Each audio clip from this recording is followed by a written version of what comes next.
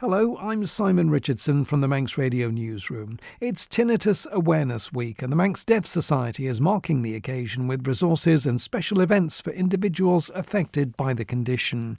Tinnitus affects around 1 in 7 people and is characterised by ringing or buzzing in the ears. For most, it's a relatively mild condition, but it can significantly impact a sufferer's daily life. As part of its offering, the charity operates a tinnitus support group. I went along to the latest meeting and spoke to some of the members, but firstly to charity's CEO, Lucy Buxton. OK, Lucy, Tinnitus Awareness Week, ringing and buzzing in the ears affecting around 15 to 20% of people. Firstly, do we know what causes the condition? There are so many different causes of tinnitus. It's hard to state one particular cause for myself. It's something called Manx disorder. It could be prolonged exposure to noise. It could be medicine related. It could be sudden noise related. There are so many different causes, unfortunately. I guess it can be quite debilitating. It can at times. I've got used to living with mine, but there are times when I have found it particularly problematic at night time. The sound is always there. You sort of learn to adapt to it, and it's just part of you. But with the Manx, it seems to go in phases where the tinnitus will then become a lot louder. And I would have quite happily slammed my head against a wall at times. It's so difficult to live with. What sort of treatments are available, if any? That's always a difficult one because it depends on possibly the cause and type of your tinnitus. There are some medications that are out there that can help. We find that a lot of people enjoy comfort or respite from their tinnitus either by listening to background sound, so something as simple as having a radio playing in the background or a Bluetooth speaker playing a particular sound that is good for you that will distract the brain can be very helpful. CBT, mindfulness, can also be very helpful in enabling you to literally manage and cope with your tinnitus and put up with it. For some people, it comes and goes. For other people, it's there all the time. Now, the Manx Deaf Society, what role does the charity play for people who suffer from tinnitus? We support and run now the Tinnitus support group that runs bi-monthly. So current meeting is in January. So the next one will be the last Thursday in March. We have speakers who come in to talk to us, maybe different exercises to try. We've had somebody come and take us through some Alexander technique exercises. We've had some mindfulness. We've had someone talk about the importance of a good sleep hygiene cycle, diet, all sorts of different things. So we support people in that way by running the group. We also have equipment within our equipment library where you can borrow something and see if that will actually help you. We have some pillow speakers, we have different sound generators that can help as well, and someone to talk to. Quite often you can feel quite alone with your tinnitus because no one can see that you've got tinnitus. And trying to explain it to a member of your family or a colleague who's never experienced it or doesn't quite understand how present it can be quite difficult. So coming to a group like this or coming and chatting with me, or I can put you in touch with somebody else who might be willing to have a word and a chat with you as well. And we also work closely with the audiology department at Noble, so we can, talk to people there and see if there is anything that they can do to assist. Do you think sometimes people can be dismissive of just how significant the impact of the condition can be on people? I think they can. I've been reading on Facebook recently some people's comments in relation to this story on one of the websites, and it can be very debilitating, and nobody knows what you're going through with it and how distressing it can be. I've had mine all my life, as long as I can remember, but there are times when the sound that I hear changes, and that change in sound can be quite disturbing. I spent one evening looking for a ticking clock in the bedroom as I was trying to go to bed, which sounds really silly, but I could hear this sound of a ticking clock. It didn't occur to me, even though I've had tinnitus all my life, that it was the tinnitus that was actually making the sound. There was no clock. My husband was away, so I couldn't ask him. He's my usual go-to person of, can you hear such and such a sound? And he will go, yes, that's the tap, or it's the radiator valve whistling, or it's the noise from the fridge. And other times he'll go, no, can't hear that. And that's when I go, oh, okay, that must be the tinnitus then. Right, let's try and ignore it and focus on something else. Does it affect one age group above another, or is it literally across the board?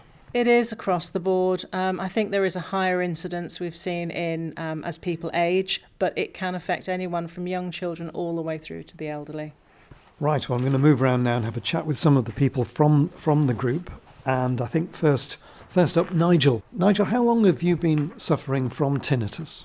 Oh, to be honest, it's hard to remember now. It's such a long time, certainly more than 15 years. And how debilitating a condition do you find it? Is it worse sometimes than others? Yeah, definitely worst. If you get particularly tired or very wound up about something, it does increase or appears to increase in volume. So it does have something to do with stress and the condition you're feeling in at the moment. Yeah, whether it's actually caused by stress, nobody seems to know, but certainly stress makes it worse, that's for sure. In terms of your family life, do you find it affects you? Is there anything you can do to mitigate against the issue? Not that I've really found, only like Lucy said about having a background noise of some sort there all the time. When the room is particularly quiet or at night time, that's when it becomes most loud. Okay, thanks Nigel. I'm moving round now to Marilyn. Marilyn, you're a member of the group. How useful do you find it is to meet people with the similar condition and talk through the situation? Yes, very useful to hear other people's experiences. That's helpful. Also how they're coping with it. Have a go, see if that helps me. So yes, I found the group very helpful. And just to know that there are other people out there. And I suppose that when you're talking to people that there are sort of common problems that you can all associate with. Yes, I think the main one is sleep, trying to get to sleep, waking up through the night. That's when you hear the most noise. I think we're lucky now, we've got things like speakers and radio that we can tune into through the night, so that helps. I guess many people who maybe don't even suffer from the condition, everything you hear at night when you're trying to sleep is magnified and amplified, and it must be a lot worse for people with tinnitus.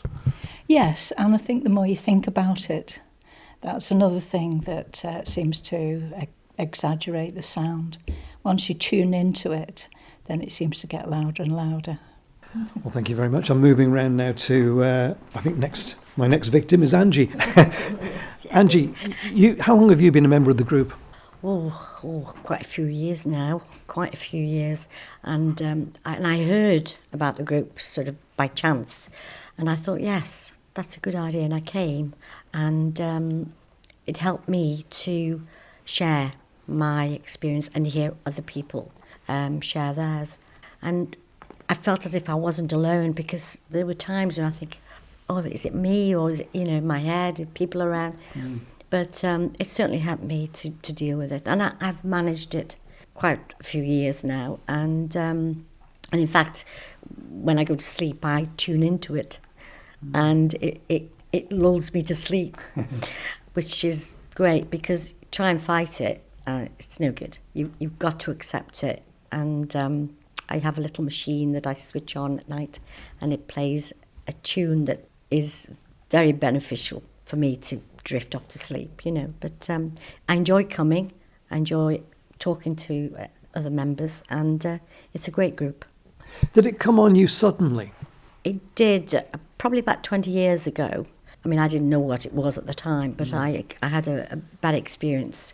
And the stress, I think, brought it on. I did a lot of telephoning, using my phone. So I think that had something to do with it as well. But I can't actually pinpoint when I actually started suffering from it. But that's when I think, probably about 20 years ago, during a difficult time. And it just got worse and worse. Is it a constant? Is it always there? It's always there. It's always there. And obviously when it's quiet, you can hear it more. But when I go and sit the children, for example, and they have a bit of a screaming match, I'm thinking, oh my God, my head, And I come home afterwards and my ears feel as if they're throbbing. They're going bubum, bubum, And it takes a while for it to calm down. But no, it's always with you. You just have to learn to manage it as best you can. Thank you. Betty, turning to you, when did you first discover that you were suffering from tinnitus? All the time. I would say it's about 15 years ago, but I did have it when I was a teenager and used to go to dances, and there was loud music and my ears used to ring when I went home. but it had always gone by the morning. But Yeah, I suppose people of a certain age, we all remember going to music events and what have you, and coming back and having that ringing sensation in the ears, that buzzing, which was there sometimes in the morning as well, the day after. Yeah. So basically, in effect, you're living with that condition all the time now. yes, yeah, and as the years have gone on, it's got a bit louder. In fact, it started off in one ear, and now it's in both ears. Now, I see some people are wearing hearing aids. Does that help tinnitus? Is that connected with that in any way? No, I don't think so, because I don't wear a hearing aid. I think I probably am a little bit deaf, but I've not got any hearing aids. So Now, the group we're all talking to here at the Manx Deaf Society, everybody has the similar problem, and it does seem that there is some comfort in sharing your experiences.